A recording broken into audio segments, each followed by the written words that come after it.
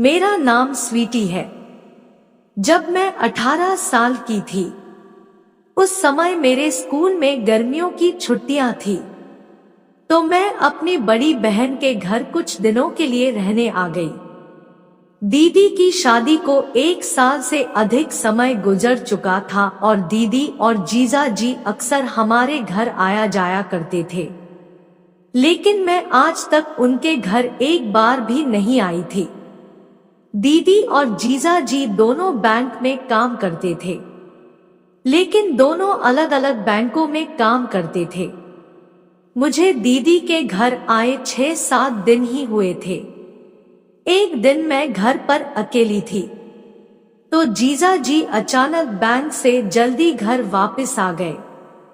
मैं टीवी पर एक सीरियल देख रही थी, तो जीजा जी मेरे पास आकर बैठ गए और बातें करने लगे। पिछले 6-7 दिन में मैं जीजा जी के साथ काफी फ्री हो गई थी। तब अचानक जीजा जी ने मुझसे पूछा कि क्या तुम्हारा कोई बॉयफ्रेंड है। मुझे उनकी बात सुनकर थोड़ी हैरानी हुई, लेकिन फिर थोड़ा सोचने के बाद मैंने कहा अभी तक तो नहीं, लेकिन मेरी दोस्त का एक भाई है जिसे मैं पसंद करती हूँ। तब मैंने देखा उनके चेहरे से हंसी जैसे गायब हो गई थी। फिर उन्होंने बहुत गुस्से भरे अंदाज से पूछा, क्या तुम दोनों ने कभी एक दूसरे के साथ समय बिताया है? इस सवाल से मैं थोड़ा घबरा गई और मैंने बिना कुछ बोले ना में सिर हिला दिया। तब उन्होंने कहा, अब तुम बड़ी हो रही हो, इसलिए तुम्हें भी किसी लड़के के साथ की जरूरत महसूस होती होगी। उनकी इस तरह की बातें सुनकर मेरे दिल की धड़कन बढ़ गई और मैं थोड़ा डर गई थी, लेकिन फिर मैंने सोचा शायद वो मेरे बारे में और कुछ जानना चाहते हो।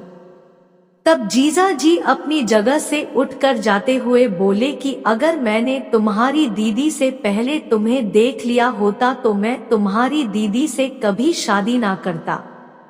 इतना कहकर वो किचन में चले गए। उनकी यह बात समझने में मुझे थोड़ा टाइम लगा, लेकिन मैंने सोचा शायद वो मजाक कर रहे होंगे। लेकिन उनकी बातें मुझे सोचने पर मजबूर करने लगी। इतने में डोर बेल बजी तो दीदी भी वापस आ गई थी। मैंने दरवाजा खोला तो मेरी उतरी हुई शक्ल देखकर दीदी ने पूछा, क्या हुआ, तुम ठीक हो? मैंने दीदी से कहा, हाँ सब ठीक है, बस कल रात मैं ठीक से सो नहीं पाई। फिर कुछ दिन ऐसे ही गुजर गए। एक दिन मैं थोड़ा लेट में सोकर उठी तो देखा दीदी अपने बैंक के लिए निकल चुकी थी। मुझे लगा शायद जीजा जी भी चले गए होंगे, तो मैं फ्रेश होकर किचन में जाकर अपने लिए चाय बनाने लगी। तभी अचानक जीजा जी पीछे से आए और कसकर मुझे पीछे से पकड़कर अपनी बाहों में ले लिया। उस समय तो मुझे कुछ भी समझ में नहीं आया और डर के मारे मैं तो सुन्न पड़ गई थी। मैं अपनी जगह से हिल भी नहीं पा रही थी।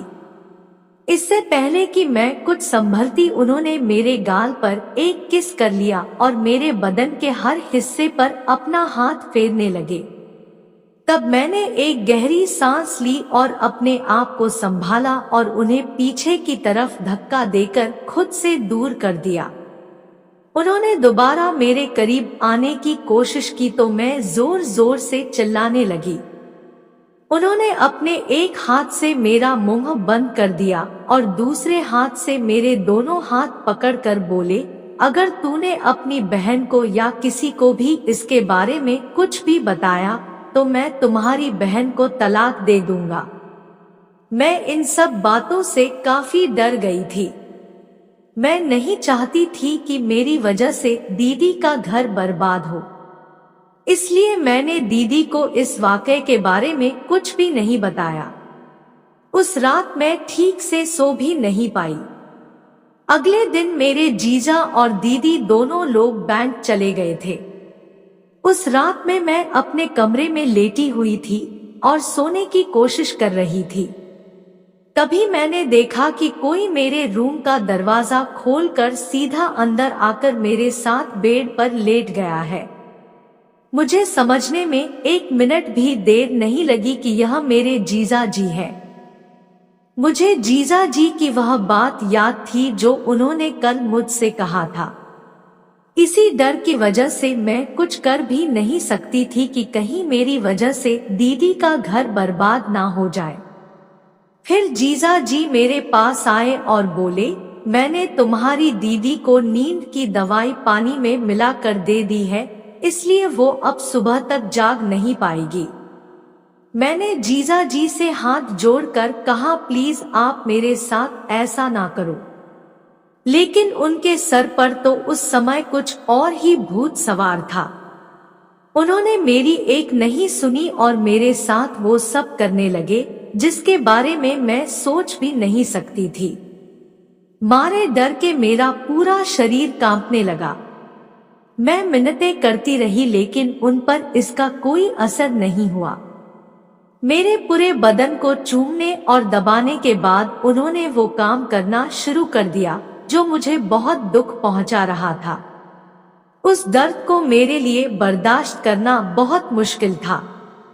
ऐसा लग रहा था जैसे किसी ने मेरे नीचे लोहा पिघला कर डाल दिया हो। उनके इस कृत्य से मैं कुछ देर के बाद बेहोश हो गई।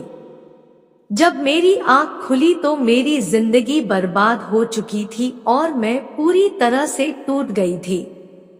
इसके बाद जीजा जी ने इसे रोज का फॉर्मूला बना दिया था और मैं बस दीदी की वजह से ये सब बर्दाश्त करने को मजबूर थी। 2-3 हफ्ते तक लगातार ये सिलसिला चलता रहा। फिर एक दिन पता नहीं कैसे दीदी मेरे पास आई और उसने कहा, तुम्हारे और जीजा जी के बीच क्या चल रहा है, मुझे सब सच सच बता दो, वरना मैं मम्मी पापा को बुलाकर उनके सामने सारा सच खोल दूंगी। दीदी की ये बात सुनकर मैं काफी घबरा गई और दीदी से पूछा, कैसा सच? तब दीदी ने कहा कि तुम्हारे और तुम्हारे जीजा जी के बीच यह सब क्या चल रहा है। मैं दीदी की बात सुनकर काफी डर गई और दीदी से गले लगकर रोने लगी। फिर दीदी ने प्यार से मेरे सर पर हाथ फेरते हुए दोबारा पूछा। तब मैंने दीदी को सब कुछ सच सच बता दिया, जो भी जीजा जी ने मेरे साथ किया था। तब मैंने दीदी से पूछा, लेकिन आपको इस सब के बारे में कैसे पता चला? तब दीदी ने बताया कि 15-20 दिनों से उन्हें हर सुबह उठने के बाद बहुत कमजोरी महसूस होती थी और वो कोई भी काम ठीक से नहीं कर पा रही थी। फिर वो डॉक्टर के पास गई और डॉक्टर ने टेस्ट करवाए। तब उन्हें पता चला उन्हें काफी दिनों से लगातार नींद की दवाई दी जा रही है। तब मैंने तुम्हारे जीजा जी के बैंक में पता किया तो पता चला कि तेरे जीजा जी हर रोज किसी न किसी बहाने से छुट्टी लेकर जल्दी घर वापस चले आते थे। जिसके बाद दीदी को ये सब समझने में जरा भी देर नहीं लगी कि यह सब क्या चल रहा है। दीदी ने उसी वक्त पुलिस को बुला लिया और पुलिस को सब कुछ सच सच बता दिया। पुलिस ने रिपोर्ट के आधार पर जीजा जी को गिरफ्तार कर लिया। जिसके कुछ दिनों बाद ही दीदी ने जीजा जी को तलाक दे दिया। दोस्तों, कहानी से सीख लेने वाली बात यह है कि जितना आप डरोगे, डर आपको उतना डराएगा। इसलिए हिम्मत रखो, अगर कुछ गलत हो रहा है तो उसके खिलाफ आप भी आवाज उठाओ। कहानी अच्छी लगी हो तो वीडियो को लाइक और शेयर करें। साथ ही चैनल पर नए हैं तो चैनल को सब्सक्राइब जरूर कर ले ताकि ऐसी ही वीडियोस आपको मिलती रहे।